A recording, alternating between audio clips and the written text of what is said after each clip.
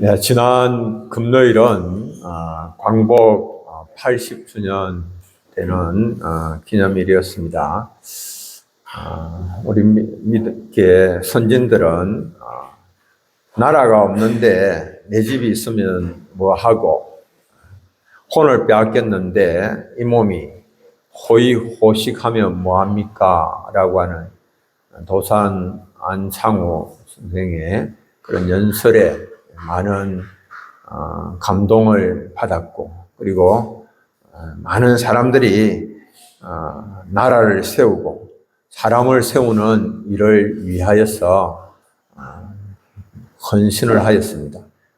자신들의 모든 부를 다 그 일을 위하여 쏟아붓고, 그리고 가정을 돌보지 않으면서도 나라를 다시 이제 세우는 그 일을 위하여서 헌신하였습니다.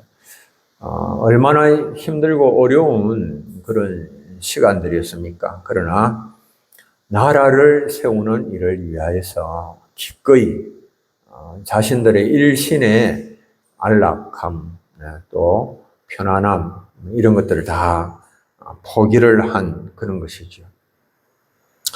그러면서도 기쁨으로 그 길을 간 겁니다. 누가 억지로 이렇게 강제로 한 것도 아니고, 뭐가 그들에게 대가가 뭐 보장이 되었기 때문에 행한 그런 일도 아니죠. 우리는 나름대로 주의 일에 충성하고 봉사하고 섬기는데 모든 일들이 다 형통하면 좋은데, 그럼에도 불구하고 일마다 실패하고 또 가정에 평화가 없고 갈등이 계속해서 일어날 때, 그럴 때 우리는 과연 기쁨으로 주님께서 우리에게 맡겨주신 그 사명들을 계속해서 감당해 나갈 수가 있겠는가라고 하는 것입니다. 주를 위하여서 살아가려고 하는데 고난이 끊이지 않는다. 여러분들, 그럴 때도 정말 오늘 말씀이 우리에게 명하고 있는 것처럼 기뻐하고 즐거워할 수가 있겠는가라고 하는 겁니다. 주님은 우리에게 명령하시죠. 항상 기뻐하고 즐거워하라고 말씀하시죠. 고난에는 두 종류가 있습니다. 부끄러운 고난이 있는가 하면 자랑스러운 고난이 있습니다. 성경에는 우리가 부끄러운 고난은 피하라고 말씀을 하고 있습니다. 부끄러운 고난 받지 않도록 주의하라고 명하십니다. 베드로전서 4장 15절에는 너희 중에 누구든지 살인이나 도둑질이나 악행이나 남의 일을 간섭하는 자로 고난을 받지 말려니와, 이런 일들로 인하여서 고난을 자초하지 마라. 그것은 부끄러운 일이다. 이렇게 말씀합니다. 그러면 자랑스럽고 복된 고난도 있습니까? 그것은 하나님의 부르심을 따라서 복음을 위하여서 고난을 받는다면 그것은 자랑스러운 것이요 영광스러운 일입니다. 의를 위한 고난, 예수 그리스도를 위한 고난, 이런 것입니다. 우리가 세상을 위하여서 세상과 짝하고 벗하여서 세상의 것들을 위하여서 살아간다면 세상이 자기의 것이기 때문에 우리에게 대하여서 박해를 핍박을 할 그런 일이 없는 것이죠. 세상은 자기의 것을 사랑합니다. 그런데 의를 위하여서 고난을 받는 것은 영광스러운 일입니다. 하나님의 명령과 그리고 법도를 지키기 위하여서 핍박을 받았다면 그것은 굉장히 자랑스러운 그런 일입니다. 이 일제시대에 우리 주기철 목사님, 하나님의 명령을 어길 수가 없어서 신사참배를 거부를 했습니다. 1계명, 2계명에 정면으로 위배되는 신사참배를 할 수가 없어서 그래서 정면으로 신사참배를 거부를 하는데 평양 감옥에 갇혀 있을 때에 그 아들 조광조 장로님, 주광조 장로님이 이제 어릴 때에 그 면회를 가서 그 현장을 이제 목도를 했는데요. 거꾸로 매달아 놓고 그리고 고춧가루 물을 먹인 겁니다. 입에다가 넣고 코에도 넣고 그리고는 이제 내려서 바닥에 눕혀놓고는 그 고춧가루 물을 많이 먹으니까 배가 불룩해지지 않습니까? 사람이 올라가서 그 배를 밟는 거예요. 배를 밟으니까 그 어린 주광조가 보니까 온 구멍이라고 하는 모든 구멍에는 고춧가루가 다 나오더래요. 몸에도 나오고 고춧가루가 막 이렇게 나오는데 다시 이제 매달아 가지고는 그리고는 양쪽에 한 사람이 몽둥이를 들고 있어서 풀 배팅을 하는데 이쪽에서 꽉 때리면 저쪽으로 가면 저쪽에 있는 사람이 또 쳐서 이쪽으로 보내고 이렇게 사람을 쳐서 밀어서가 아니고 공중에 매달아 놓고 쳐서 이쪽으로 저쪽으로 그 어린 아이가 볼 때도 와 이렇게 해서는 사람이 도무지 살 수가 없겠다 죽겠다 그런 생각이 들더래요. 그렇게 이제 순교를 하셨는데요. 이런 고난, 하나님의 말씀을 지키기 위하여 당한 이런 고난들이 의를 위한 그런 고난이죠. 구약에서 사드락과 메삭과 아벳느고는 바벨론에 포로로 잡혀갔습니다. 그런데 그곳에서 하나님의 법을 지키기 위하여서 유황불에 던져지는 것, 풀무불에 던져지는 것을 두려워하지 않습니다. 느부갓네살은 금으로 신상을 만들어서 모든 백성들을 그 앞에 절하게 했습니다.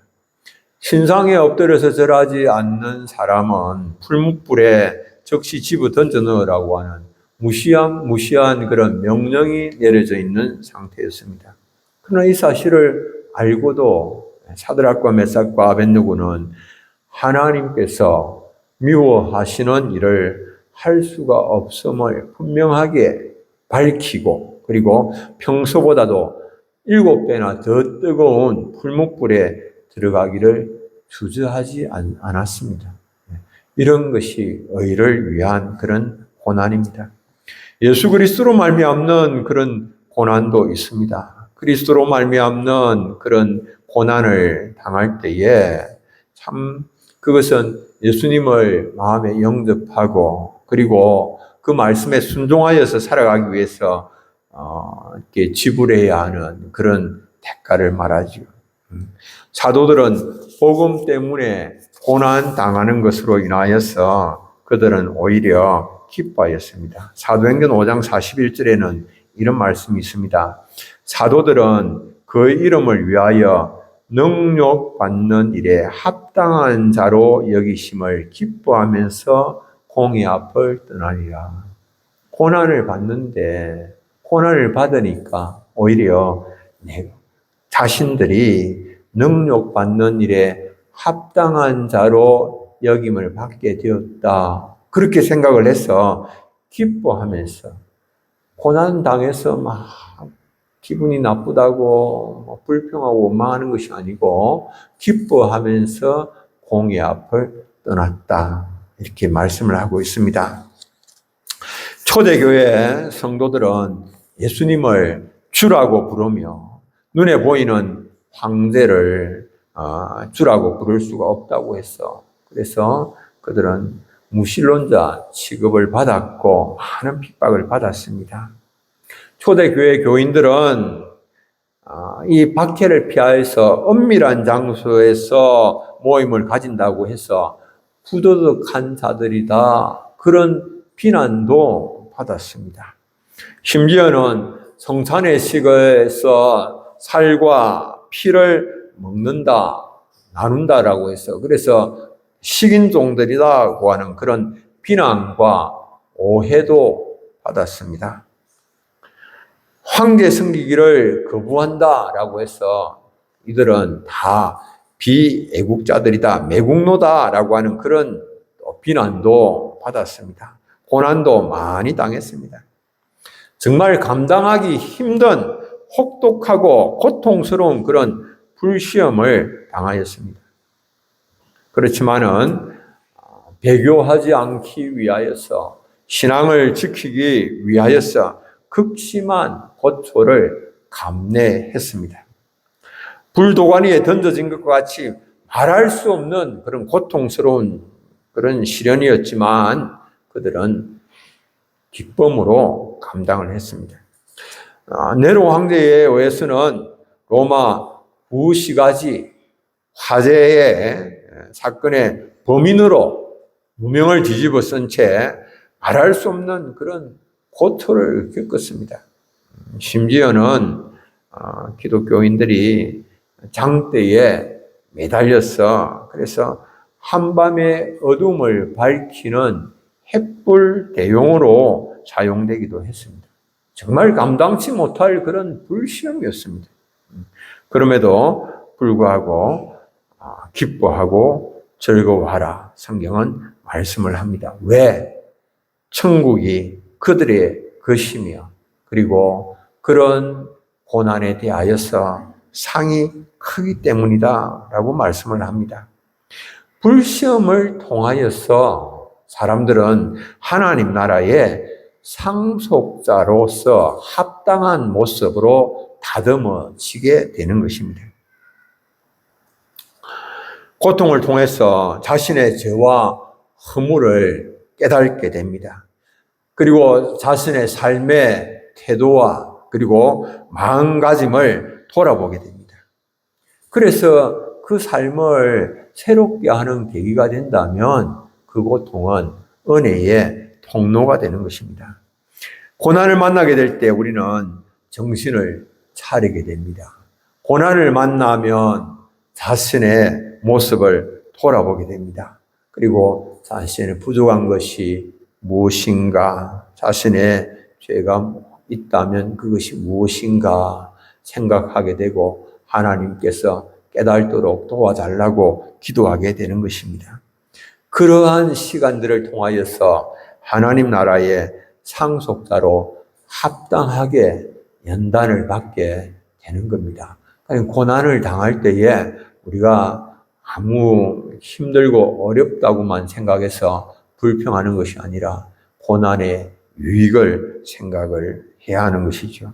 고통을 겪으면서 자신의 부족과 연약함을 깨닫고 자신의 모든 것을 주장하시고 그리고 다스리시는 분이 하나님이심을 깨닫게 된다면 정말 그 고통은 우리에게 굉장한 유익을 주지요. 우리로 하여금 영적 성숙으로 나아가게 해주기 때문에 그렇습니다. 고난을 통하여서 연단받은 사람이 하나님 앞에 제대로 쓰임을 받을 수가 있습니다. 고난 당할 때에 하나님 앞에서 통회하고 회개하고 그리고 자신을 깨끗하게 할 때에 하나님께서 들어 사용하시죠.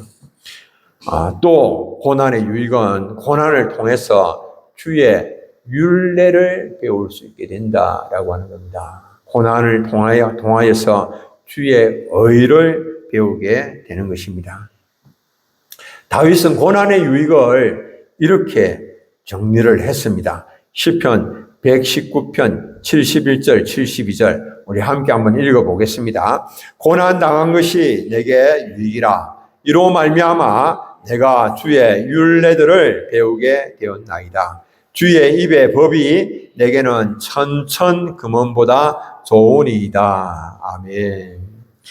우리가 고난을 통하여서 육신적으로는 좀 힘들고 어려운 시간을 보낼지 모르겠습니다. 그러나 그로 인하여서 정말 금은 보배보다도 더 귀한 하나님의 말씀을 깨닫게 되고 배우게 되고 그 말씀이 정말 무엇을 뜻하는가 알게 되고 그거 마음에 새기게 되고 그것이 정말 우리의 근과 옥조가 되는 것이 되죠.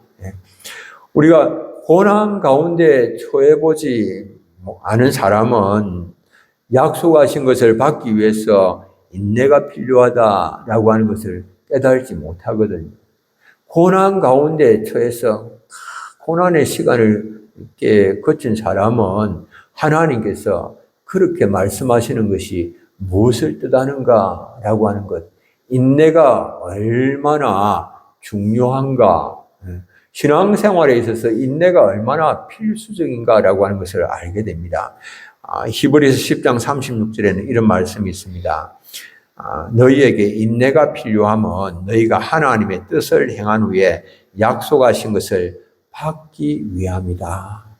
하나님께서 약속하신 것을 받기 위해서는 뭐가 필요하다라고 말씀합니까?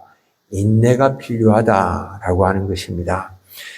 고난의 터널을 통과해 본 사람만이 이 인내의 교훈을 바로 깨닫고 그것을 붙들 수가 있는 거죠. 그거 붙들고 그리고 정말 힘들고 어려운 때도 인내하면서 하나님께서 약속하신 그것을 반드시 이루실 것을 믿음으로 그렇게 지나갈 수가 있는 그런 것이죠. 사도 베드로는 불시험 가운데서도 기쁨을 잃지 말아야 할 그런 이유를 고난 가운데서 연단을 받아서 정금으로 다듬어지기 때문이다.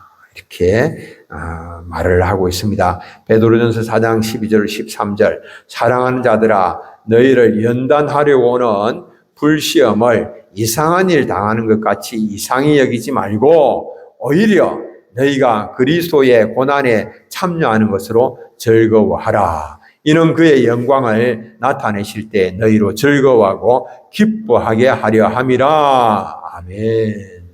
이 고난을 통하여서 그리스도의 영광에 참여할 수 있도록 다듬어 가시는 그런 시간이다. 그렇게 말씀을 하고 있죠. 고난이 이렇게 유익이 된다면 그러면 우리는 고난 받을 때에 어떻게 해야 되겠습니까? 고난이 이렇게 유익이 되는 것이고 좋은 것인데 고난 당할 때에 하나님 앞에 감사해야 되겠죠. 그런데 사람들은 입으로는 고난이 유익이 된다 그렇게 말을 하면서도 실제로는 고난 당할 때에 불평한다고 정신이 없어요. 그리고 고난을 감사함으로 잘 받지 않아요. 그러니까 우리가 성도들이 참 고난을 감사함으로 받을 때에 이 고난이 주는 유익을 온전히 우리가 받아 누리게 되는데 그걸 감사함으로 받지 못하고 불평하고 원망하고 그러다 보니까 하나님께서 고난을 통하여서 우리에게 주시고자 하는 그 유익, 정말로 우리에게 주시고자 하시는 것은 고난 그것보다 그것을 통하여서 우리에게 주시는 좋은 선물이 있는데 그것은 이제 받지 못하는 것이죠. 어떤 사람이 죽어서 천국에 갔는데 보니까 천사들이 뭘 자꾸 포장을 하고 있더래요. 그래서 무엇을 하고 있느냐 이렇게 보니까 사람들에게 줄 복을 포장하고 있더랍니다. 복을 이제 포장을 하는데 복이 사람들에게 잘 전해지도록 그렇게 포장을 해서 보내는 건데 그 복을 포장을 하는 포장지가 보니까 고난인 거예요. 고난이라고 하는 포장지로 복을 탁 싸고 있었습니다. 그래서 이 고난이라고 하는 포장지로 복을 싸면 그 고난이 단단해서 내용물이 잘 파손되지 않고 벗겨지지 아니하니까 포장용으로는 고난이 제격이라고 하는 겁니다.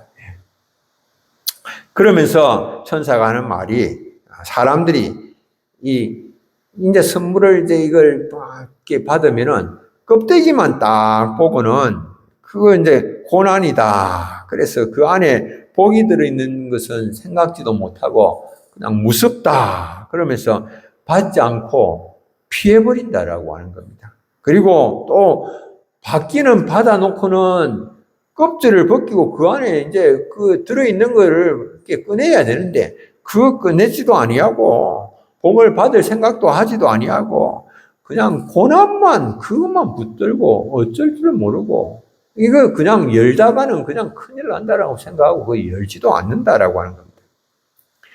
그래서 그러면 고난이라고 하는 이 포장지를 어떻게 벗기는가 물어보니까 그 고난이라고 하는 포장지를 벗기는 것은 감사다. 그렇게 이야기를 하는 겁니다.